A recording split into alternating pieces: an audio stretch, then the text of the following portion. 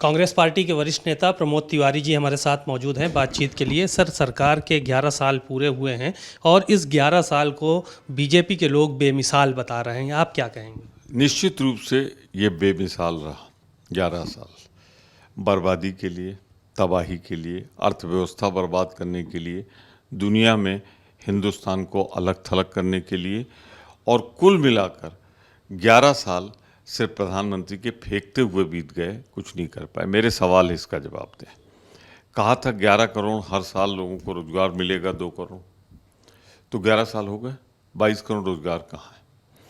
दूसरा सवाल, उन्होंने कहा था हम 100 दिन में महंगाई पे रोक लगाएंगे। 11 साल में चार्ट रख लो, जो 2014 में रेट था, अब 2025।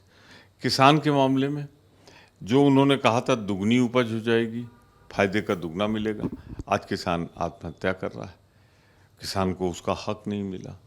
देश में सबसे बड़ी बात ये हो गई, हम अलग थलग पड़ गए, अकेले हो गए। अभी ऑपरेशन सिंदूर हुआ, हम पर आतंकवादी हमला हुआ, हमने प्रतिकार किया, एक देश हमारे साथ नहीं खड़ा हुआ, जबकि हम लहूलुहान थे आतंकवादी हमले। तो मोदी ने अपनी इमेज चमकाने के चक्कर में हिंदुस्तान को नीचे किया।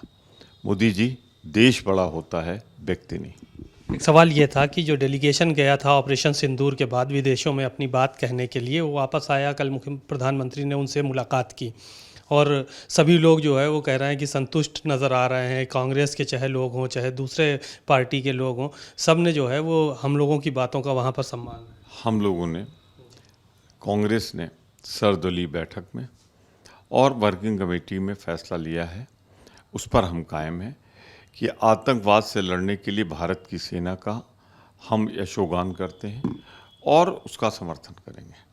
सरकार जो कदम आतंकवाद के खिलाफ उठाएगी, हम उस पर उसका समर्थन दें।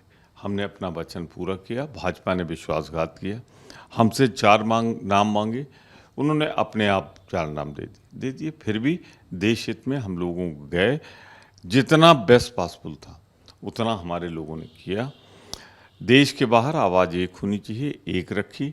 हमें सिर्फ ये जानना है कि कितने राष्ट्राध्यक्ष ने वादा किया, कितने राष्ट्रपति या प्रधानमंत्री मिले, कितने विदेश मंत्री मिले, और कौन सा वचन दिया गया है, ये सार्वजनिक होना चाहिए। एक आखिरी सवाल है, मुख्यमंत्री योगी आदित्यनाथ कह रहे हैं कि अब शूरवीरों का यहाँ पर नाम से मेला लगेगा, लुटेरों के नाम का मेला नहीं लगेगा। सालार गाजी के मेले को लेकर कहा हमने बंद करा दिया उसको। मैं सीधा सा कहना है, मुख्यमंत्री हैं, उनका निज़ाम है, इलेक्टेड सरकार है, जो चाहें करें। पर ये बताएं, कभी प्रधानमंत्री से एक सवाल पूछेंगे कि पाकिस्तान आतंकवादी है कि नहीं? पाकिस्तान भारत के हर चीज़ विरोधी है नहीं?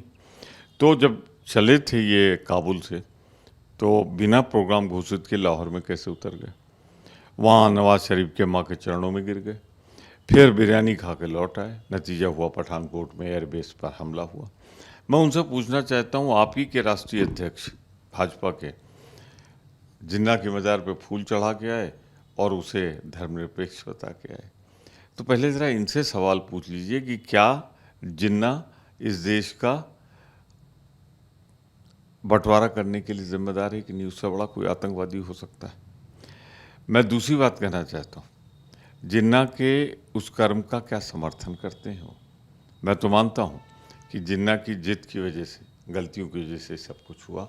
और प्रधानमंत्री जी, आपने देश का मान मर्दन किया है लाहौर जाके, फिर उसके बाद पठानकोट में आतंकी हमला हुआ। धन्यवाद। आपने प्रमोद तिवारी जी को सुना। कैमरामैन रोहित के साथ सीमा नकवी, भारत समाचार, लखनऊ।